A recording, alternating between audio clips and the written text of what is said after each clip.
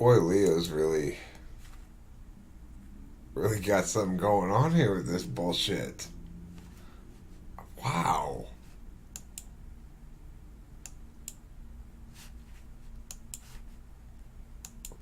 I hope people watch my video about his nonsense. Let's see what else we got going on. Forget this one. Let's see about this guy. My name is Corey, obviously, and I've always been a numbers sort of guy. Always really attracted to numbers. So when I heard this next statistic, I was a little startled. According to the National Center for Health Statistics, 1 in every 10 Americans takes an antidepressant. Those numbers are based in 2008. The study does not account for the fact that it is now 2013, so the number has grown. It also does not account for the people who A, are not taking medication, or B, are treating themselves through other means, such as drinking, smoking, or eating a live Ben & Jerry's ice cream. So my question is 1 out of 10. It seems like a huge statistic. Why are Americans so depressed? Well, a number of issues pop to mind: the recent government shutdown, current and impending wars, racism, sexism, homophobia, or more personal issues such as our weight, our sexuality, or our income. The common thread among all these problems is just that the problems seem big, bigger than us. And when we feel we don't have enough clout, and we feel that we cannot change our problems, this can lead to despair. And despair leads to depression, and depression leads to Prozac. But I have a different solution. My solution is cheaper than medication, it's healthy for you, and it also is good for you and those around you. My solution is activism. You see, I'm no stranger to problems. I'm adorable. When I was a year old, my mother and my father divorced because my father had a drug habit. That was not before he foreclosed on our house, maxed out our credit cards, and he pawned off my mom's wedding ring. She had worked 40 to 60 hours a week with a 1-year-old. And all the money she made either went to putting a house above our heads or keeping bill collectors at that. There was not that much money around for good, nutritious food, and because I was so unsupervised, I didn't get out much. I was inactive. As a child, I started to gain weight very rapidly. I carried those habits with me into middle school and high school, continuing to gain weight. And my friends gave me a lovely nickname, Pudge. I tried to own it. I tried to be happy with the nickname. I tried to make it part of me. I tried to be that funny fat guy, you know? Just that good, jolly, gold guy.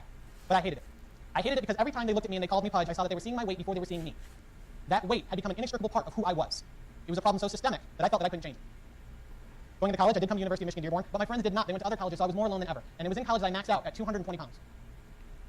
I hated the way I looked. I hated the way I felt. But more than anything, I hated that I was doing nothing about it. It was my freshman year of college when I began to contemplate suicide. I would be driving down I-94, I would be looking at the freeway divider, and I would just say to myself, 5 seconds. If I let go of the wheel for 5 seconds, everything can be over. All of my problems can go away. We've all felt despair in one form or another. It is my hope that by standing here today, I can give you a different path, that you don't have to feel the way that I felt. So now, let's talk about happiness, and particularly, let's hear it from an expert. A psychologist by the name of Dr. Abraham Maslow thought of this idea, the state of being called self-actualization. It is the state where we are at our happiest. We accept who we are, the most unique thing about ourselves, and become our most productive. We build on what we are and share it to others. He also theorized... So speechy. It's like, just like competition speech. But you always knew that this is where you wanted to be. This is what you I knew I wanted to be in show business, and I just happened to luck out, and things happen.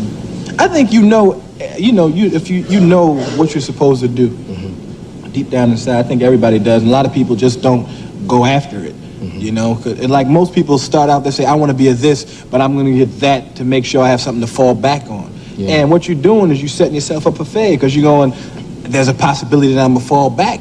And when you put that out there, then you fall back. But if you just say, hey, this is what I want to do, and you go do it, you usually get your stuff the way you want it, man. That's what...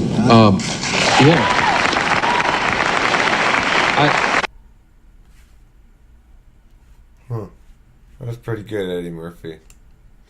I don't know if I agree with the idea that you shouldn't have stuff to fall back on, though.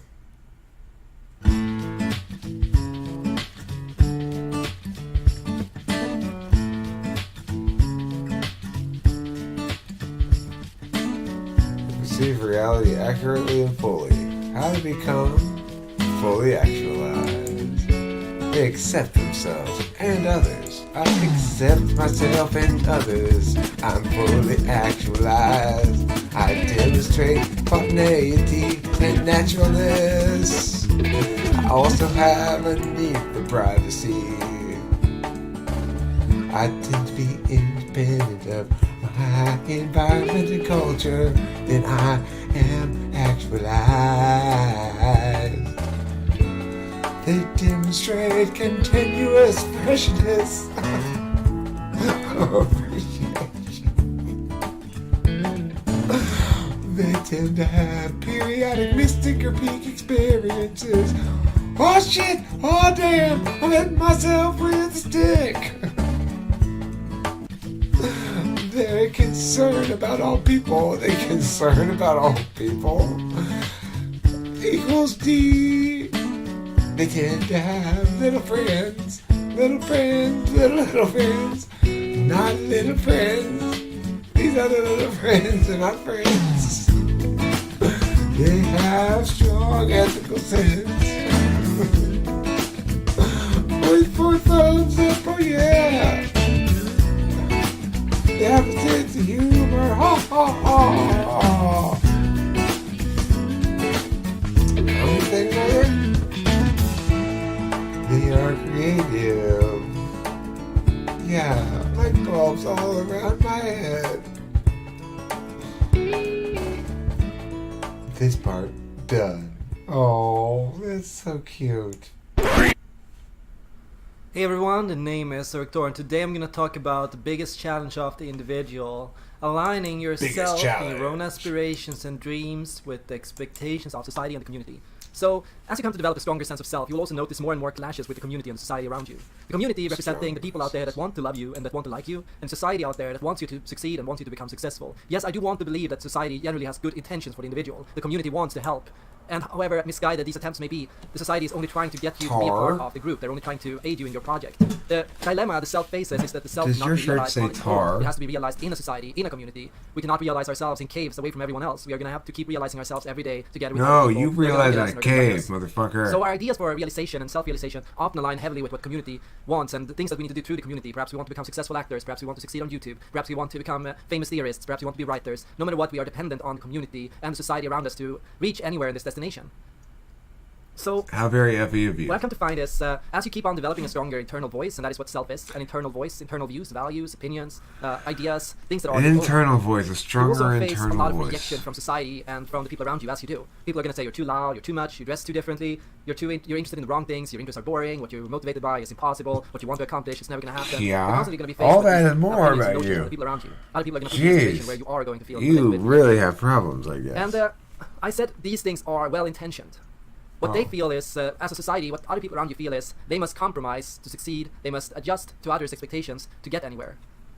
Compromise is a we go through wonderful a way phase of spiral to dynamics, which is get almost like a everywhere you teenager phase, get where to we go develop our to sense of self. today. But almost all of us I'm come to a kind point of in our 20s tired, when we realize we have to feeling compromise. gay. This compromise is not easy for a lot of people. Some people perhaps never Eric get past this stage. Thor. It's simply too difficult to compromise. It's simply too That difficult to picture adjust. It's wasn't simply useful. impossible to Or align maybe yourself to because yourself. I So you had simply give up half or give of up. it blocked with Other people my recognize head. This stage is an important part in recognizing the self. What does that Recognize say on that this to thing? realize ourselves, we must also be ready to step out of ourselves. We must also be ready to learn from other The- people. We must also be ready to take on the role of an apprentice. We have The to what? take on the role of somebody who has his What first does that job, say? who has his first ever career opportunity. And we have to take on these internships. We have to take on these transition times where we are forced to be in a submissive position, to learn, to adjust, to listen, to see what other people do.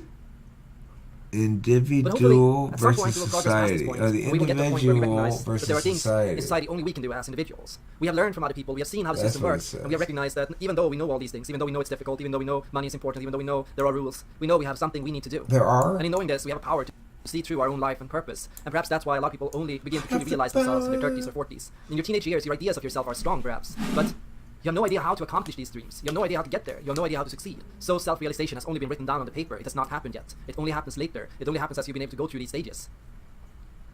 I I believe it's important to always, no matter what stage you're in, nurture a strong voice of your own. So that means you need to nurture a feeling where you can tell for yourself what is right and wrong. You need to, in every situation in life, listen to yourself. What do I think? What do I believe? What do I know? And you have to constantly recognize these things. You have to constantly go through this phase. You have to recognize Constantly the go difference through between it. having a strong God sense of self damn and it. being You're selfish. not constant enough in There's your nothing wrong with being constancy. self-centered or self-oriented. But there is a problem with putting the self above other. There is a Okay, problem so I when don't know. What are you you talking start about? to say, Some nonsense? Let's see. Look, you can't be this dismissive of everything. It's just my mood. It has nothing to do with the thing itself even. How do we find fulfillment in life? Touch my boobs. Is that not something that each and every one of us If you want to desires be and is fulfilled, searching for? Touch them. What is your purpose? And do you even believe that you have the potential to be anything more than you are right now? Yes, I mean. You see, I believe that the you answers see- to these questions reside with our perceptions. The definition of our perceptions is the neurophysiological processes, including memory, in which an organism becomes aware of God, and this is interprets so like a external high school stimuli. speech. It's a way of speech. regarding, understanding, and interpreting something. Perception affects all of us throughout our lives, in the long term, day to day, moment to moment. It's the difference between finding $20 in the laundry. Now think back to that moment when you lost it. Do you even recall it, losing it? Or are you even mad? Probably not. And then look at when you get that $20 parking ticket and you let it destroy your day. I believe that perceptions can be illustrated by the lenses that we choose to wear. Some of us choose rose-colored glasses and are very overtly optimistic. It's so not interesting. What else is there on the internet today? Well, you can always watch another episode of Talking with Famous People, I guess. That guy, somebody needs to make fun of that guy, because he's always making fun of people, and what the hell? Am I invisible here? I don't know. This guy. Doesn't he piss you off? Does he piss you off? He pisses me off. Something about him makes me mad. It's just... I mean... Yeah. Do you guys feel that way too? Guys, listen. Do you feel that way? Guys, I feel that way. Alright, thanks for watching. I'm pretty stoned. This is pretty good weed I got tonight. What's it? It's the exclusive brand. I got 5 grams, but I split it up 3 and 2. I got Supreme Skywalker and Blueberry Moonshine. Blueberry Moonshine smells good. This stuff super smells good. This stuff's stony though. Should have gotten 3 of this. Anyway, good night and hallelujah.